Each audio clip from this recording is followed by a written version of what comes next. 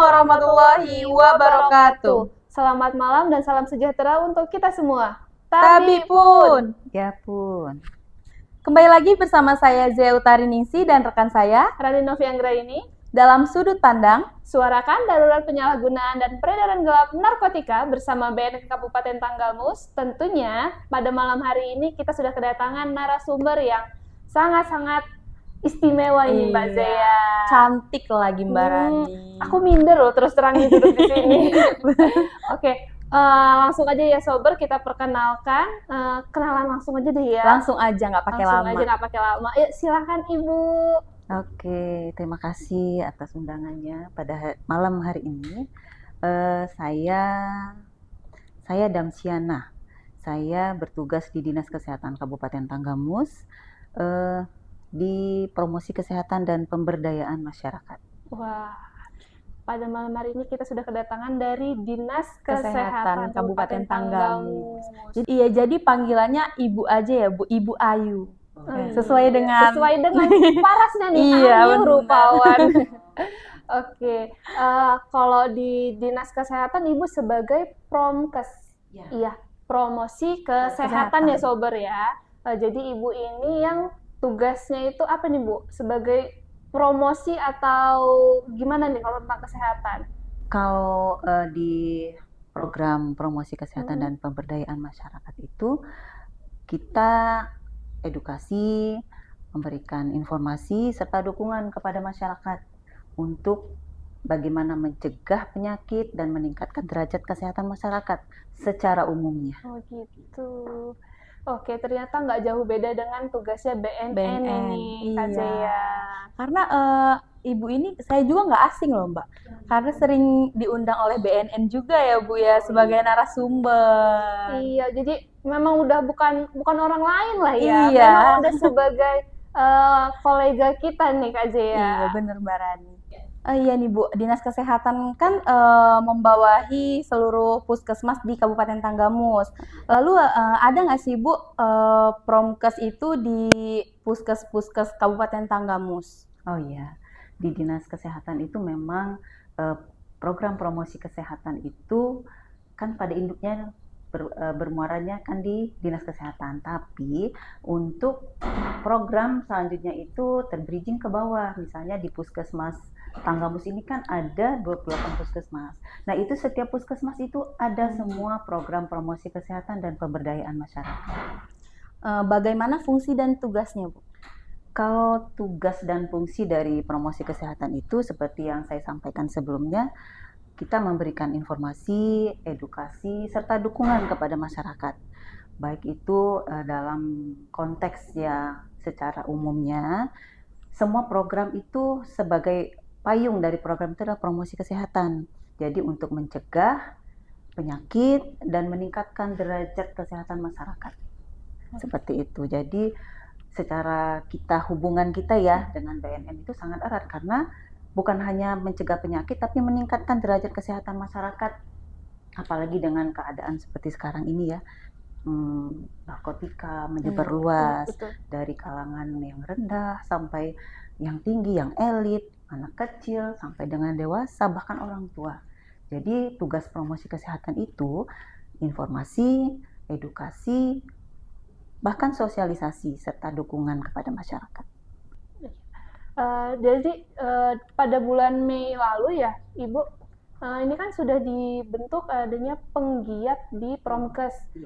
Itu kalau untuk penggiat itu gimana sih Bu dengan hubungannya dengan P4GN yang ada di BNN Kabupaten Tanggamus sendiri?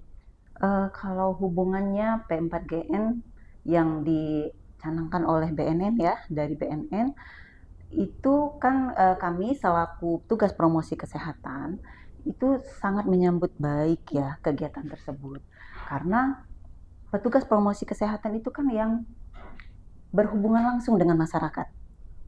Jadi bertatap muka, sering bekerja sama dengan lintas sektor, baik itu di desa-desa atau pekon-pekon sampai dengan OPD-OPD terkait yang lintas programnya.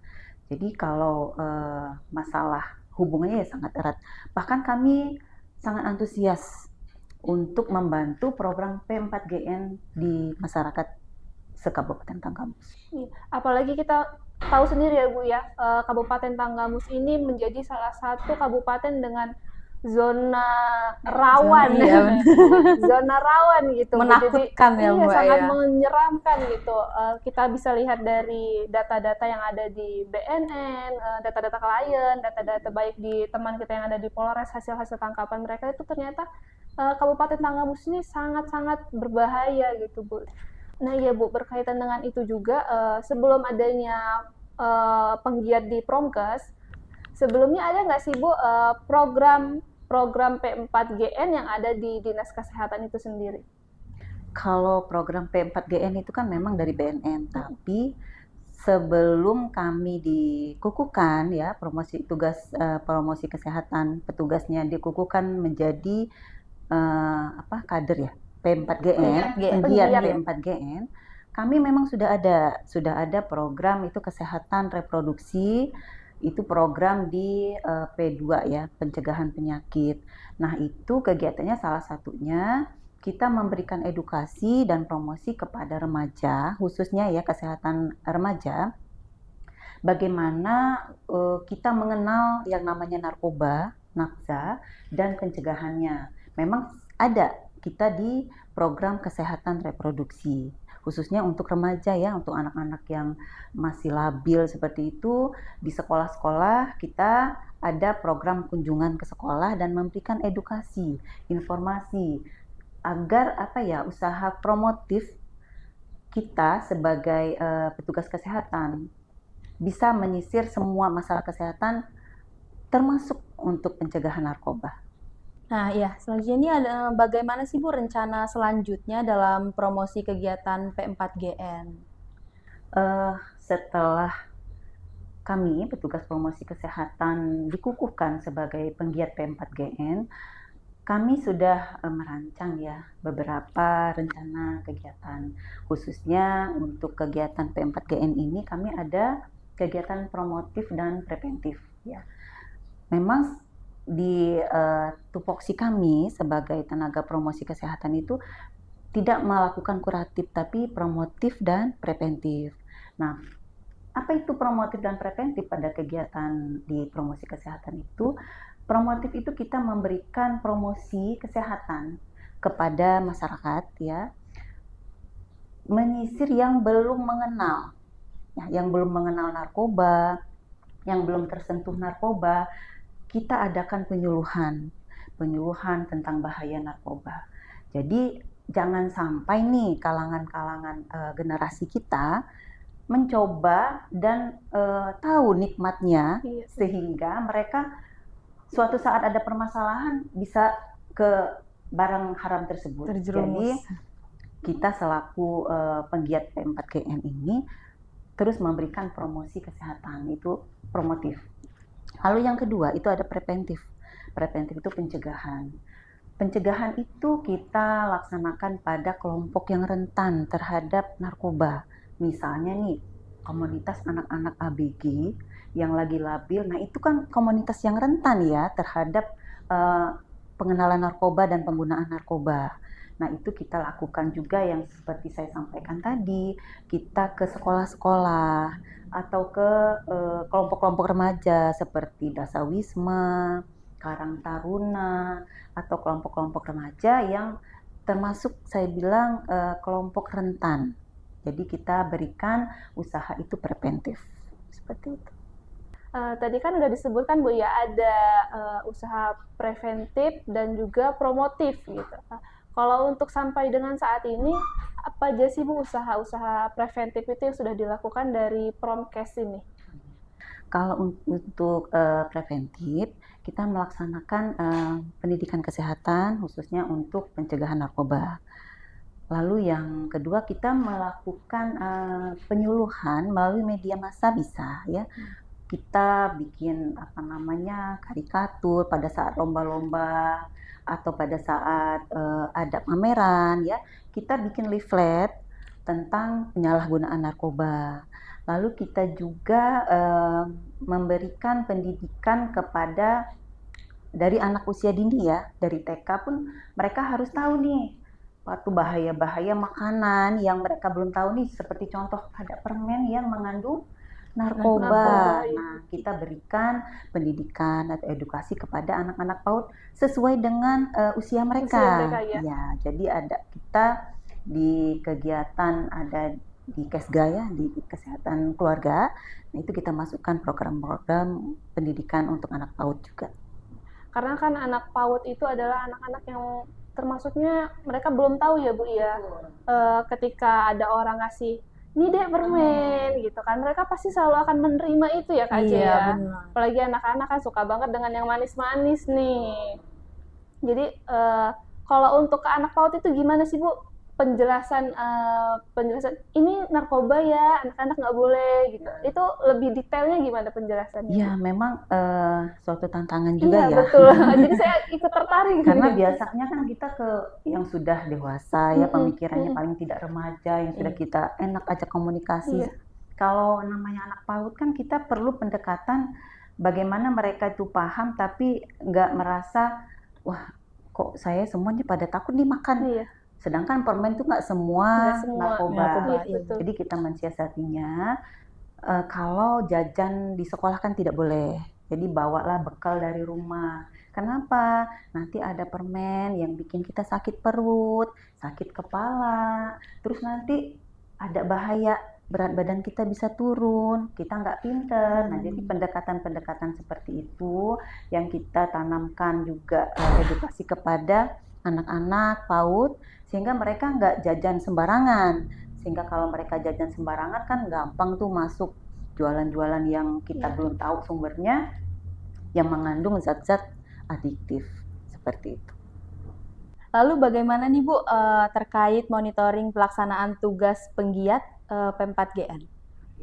Kami selaku induknya ya di Dinas Kesehatan tentu kami akan memonitoring apa yang sudah dilaksanakan oleh para penggiat promosi kesehatan ya. Karena kami juga bertanggung jawab nih, anak-anak kami sudah dikukuhkan sebagai penggiat P4GN harus menjalankan apa yang sudah ditugaskan ya, dikukuhkan. Jadi dari Dinas Kesehatan itu akan melihat pelaporan dari target-target yang mereka sudah buat. Misalnya mereka akan melakukan penyuluhan di 5 sekolah di dalam satu tempat. Nah, buktinya ya mereka datang ke sekolah, melakukan edukasi, melakukan penyuluhan ya, sosialisasi, lalu targetnya siapa, sasarannya, dan mungkin ada bukti ya, ada bukti mereka sudah ada perubahan. Misalnya di sekolah itu kan ada yang namanya UKS ya. Iya. Ada juga kita di sekolah itu ada kegiatan pramuka. Nah, dari target-target itu mereka sudah menyisir masuk ke berapa sasaran. Itu ada pelaporannya, mungkin kami akan setiap 3 bulan sekali mereka laporan, sudah ada aplikasinya di Dinas Kesehatan. Dengan melalui aplikasi itu, tentu kami akan lebih mudah memonitoring kegiatan-kegiatan yang mereka laksanakan. Jadi memang dari para penggiat ini juga itu nggak cuma hanya dari pengukuhan terus selesai gitu aja ya Bu ya.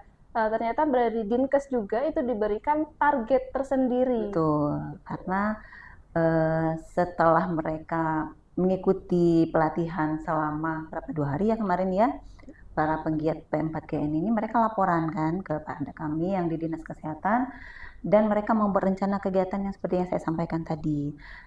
Tentu kami juga harus ikut bertanggung jawab terhadap hal itu karena yang sudah namanya dikukuhkan mereka punya tusi ya, punya tupoksi, mereka bertanggung jawab dan kami Dinas Kesehatan pun harus juga memonitoring secara kontinu. Jangan sudah pelatihan ya sudah bubar itu ya buang-buang energi ya. Jadi sebenarnya itulah yang kita harapkan ya Kak Jaya ya, dari selama ini itu pengukuhan penggiat itu bukan hanya penempelan pin penggiat lalu tanda tangan sertifikat gitu kan, tapi ada kerja nyatanya nih seperti apa dan seperti yang dilakukan oleh Dinas Kesehatan pada saat ini tuh mereka membuat kegiatan-kegiatan yang memang harus ada target sekian, harus ada realisasi dan ada monitoringnya, itu luar biasa. Luar biasa. Setelah ini Bu dilakukan monitoring ini tadi, apa sih Bu, ada pesan-pesan khusus nggak untuk para promkes penggiat P4GN ini tadi? Promosi kesehatan itu adalah motor penggerak ya, motor penggerak kalau bahasa kerennya agent of change ya untuk masyarakat. Iya. Jadi menjadi contoh, menjadi role model, apa yang dia sampaikan kepada masyarakat itu tercermin dari pribadi masing-masing, dari diri masing-masing, sehingga bisa menjadi contoh, role model, agent of change kepada semua kalangan ya, semua kalangan, bukan hanya nih untuk kalangan yang menengah ke atas atau untuk kalangan rendah, itu tidak, jadi semua. Jadi sebagai motor penggeraknya untuk tenaga promosi kesehatan. Dan untuk masyarakat luas ya, untuk masyarakat luas saya selaku petugas promosi kesehatan dan pemberdayaan masyarakat yang ada di kabupaten, saya punya pesan nih, hindari narkoba.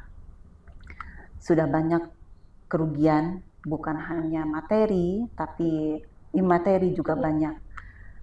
Kita juga ikut prihatin dengan keadaan masyarakat kita yang sudah banyak terkontaminasi oleh narkoba.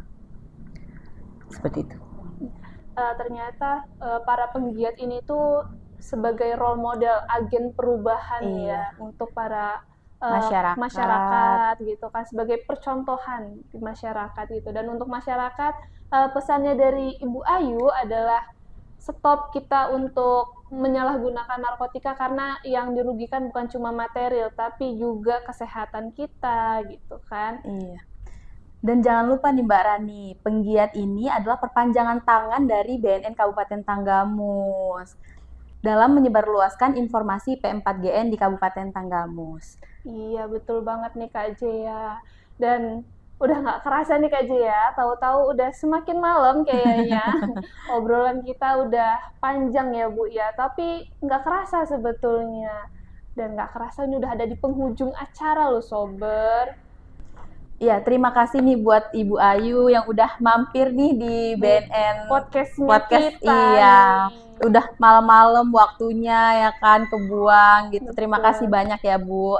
Jangan lupa nih buat Sober, saksikan terus podcast kita BNN Kabupaten Tanggamus tentunya. Karena kita akan terus menghadirkan narasumber-narasumber yang juga keren, yang nggak kalah hebatnya juga di setiap episode-episodenya nih, Sober. Sekian untuk podcast kita pada malam hari ini, dan kami pamit undur diri. Assalamualaikum warahmatullahi wabarakatuh.